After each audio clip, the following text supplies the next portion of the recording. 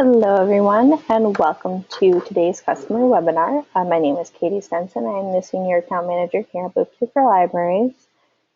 Today, we're just going to take some time to go over some insights from our Boopsie customers and just kind of like going over like what we're finding with Boopsie Analytics.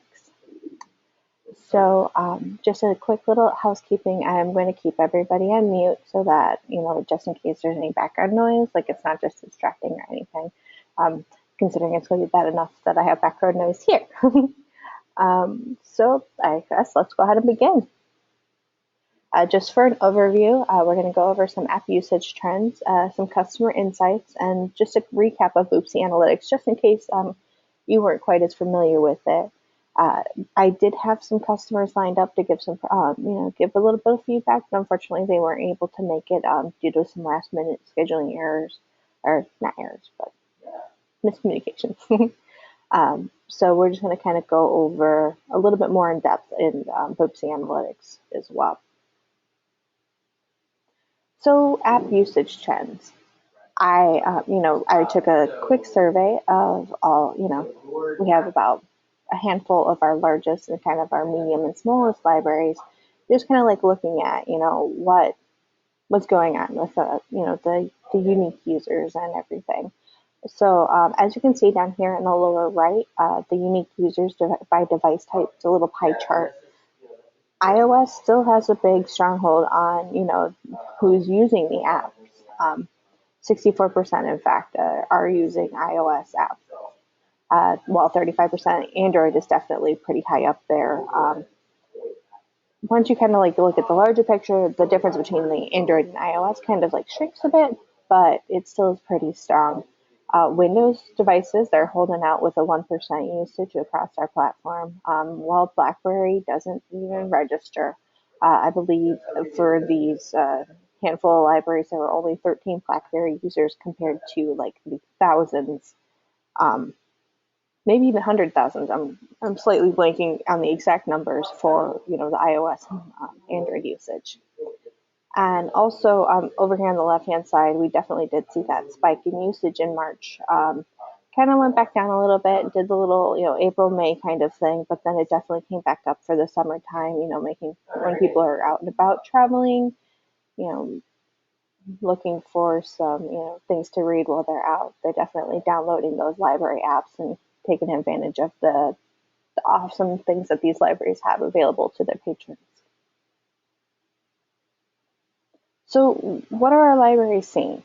So we did a survey right before ALA in July of this year when it was in San Francisco. Since we're super local, we wanted to do something really fun. So we did a rock star theme, and we all came dressed up. We had some cutouts of some popular rock stars, and it was a really fun event. And so we had also to go with it, we had these flyers that were really cool. And we had asked, why did you choose mobile? Why did you, how do you know that your app is a hit? And also just some kind of information about the app itself. And, a lot of our libraries are seeing increased circulation. Homewood Public Library, definitely seen a significant circulation and usage increases since the beginning of the app. I had another library that was saying, that generally their usage had been of the library itself had been decreasing until they opened up the Boopsie app, and then it just kind of was revitalized because people start realizing what's available from their library. Another thing is just the power of that, the increased usage with marketing. Novi Public Library out there in Michigan, they had did a large launch for their app. They had the newspaper, the cable shows. And it increased from 14,000 users to over 47,000 a month. So that's pretty intense of a usage increase. It's definitely also a really cool app. They have an art in the library section where they kind of they show off, which some of the painting and artwork in the library, and just gives you a little bit more information about it, which I think is a really cool way to kind of provide patrons with a little bit more information. Another thing is just, electronic resource circulation. And, we've seen it many times before, both the Pasadena Public Library and the Hancock Public Library, or Hancock County, they both kind of spelled it out.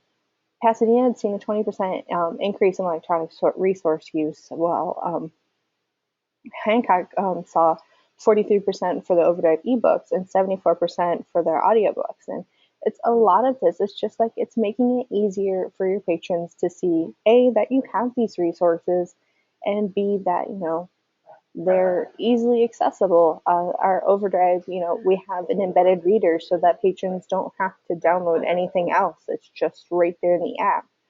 We also have a brand new Zinio integration, which I mentioned a couple of weeks ago, that completely bypasses like leaving the app. Your patron just logs in, opens the app, clicks what they want to read, and they're reading it without any problems. So it's just really like taking out those barriers and saying, look, like we have these features, they're free, they're amazing. Why not use them? So I'm just going to kind of switch back just to kind of go over our Boopsie Analytics, just in case you weren't familiar with it, which is kind of where we're getting all this information from. So here I have an example of the monthly downloads reports for one of our libraries. It's a little older data, but it's pretty much the same thing. It's got all the information that goes in there. So as you can see with the monthly downloads report, so you have, and then the daily as well, you have it at the top. There's a chart that kind of marks, shows you that increase in usage. I think this one I wasn't at a full month, which is kind of why you see the little dip at the end. But and then at the bottom it gives you a breakdown of what mobile OS operating system are they using. So as you can see here, BlackBerry, there's only 21 downloads for BlackBerry. For the last month of usage, they had nobody downloading onto a BlackBerry device. So it's not really, it's still kind of a low usage versus, with the Windows devices, that's over 1,000 downloads since, let's see, from May 2014 to May 2015, or April, the end of April. So that's a pretty, a nice little chunk of usage. And then here's our unique users. So on the left-hand side, kind of in the back, it's a little harder to see, is the, so as you can see, it goes by, each day shows you how many unique users were there. With the unique users, you can't like print out the daily or unique users report and kind of combine them together because of the fact that sometimes, there's going to be that overlapping people. So for instance, if, 10 unique users open your app on October 2015, the total number of monthly unique users would be 10 for, October, regardless of how many times those 10 people actually use that app in the month. So that's kind of why, like with those daily ones, why it can't really be combined to the others. And then also at the bottom, you can see there is the breakdown again for the operating system and kind of like just showing how many unique users were for the last full month. Because again, it's that same concept. You can't really combine those numbers because, there could be the same person using it every single month consistently. So you don't want to just add those two together. All right, and then the last section is going to be our queries, and that's going to be pretty much, anytime that you tap or click on a channel in the app, as well as anytime that you start doing like performing a search or entering like data like that. And every keystroke basically, or I guess it's not really a keystroke because it's your fingers, but every time that something is tapped, then it's going to be counted as a query, which is also explains why, which you'll see next channel, that the catalog is going to have a higher usage because, obviously you tap on a channel once, but then if you are typing in a search query, for instance, it will have, more options available. And I kind of missed this earlier, but up here at the top, it says it has that from date and the to date. And what it is that you can go through and you can actually customize them. So if you want to go back to when you started in, 2009 or 2010, you can go ahead and you can pull that data from all the way back then all until now. I believe some of the reports, though, I want to say that the main menu channel visits, which is our next section we'll go over, they are only, the data is only through 2013 because we had to do some cleanses on the data prior to that. And so it's just going to look at that 2013 data on. All right, so here is our last section, which is that main menu channel visit.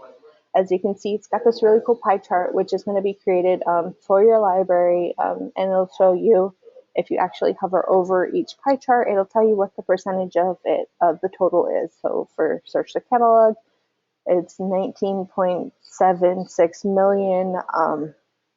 I'm going to guess it's probably around 60% of that usage is going to be going to the catalog, which again, it's just kind of like, you're searching for Miss of Avalon. That's several characters right there that automatically start becoming marked as a query. Same thing goes for your My Account. That actually is an aggregation of your catalog My Account, your digital My Account. So any of the My Accounts in your app itself, it's all kind of being combined into the one section. And then, as you can see, going down further, is that it shows you an actual breakdown with the visits to the right hand side. And so this is for January 1st of 2013 through May 26th of 2015, and just kind of like that's how many people visited each channel.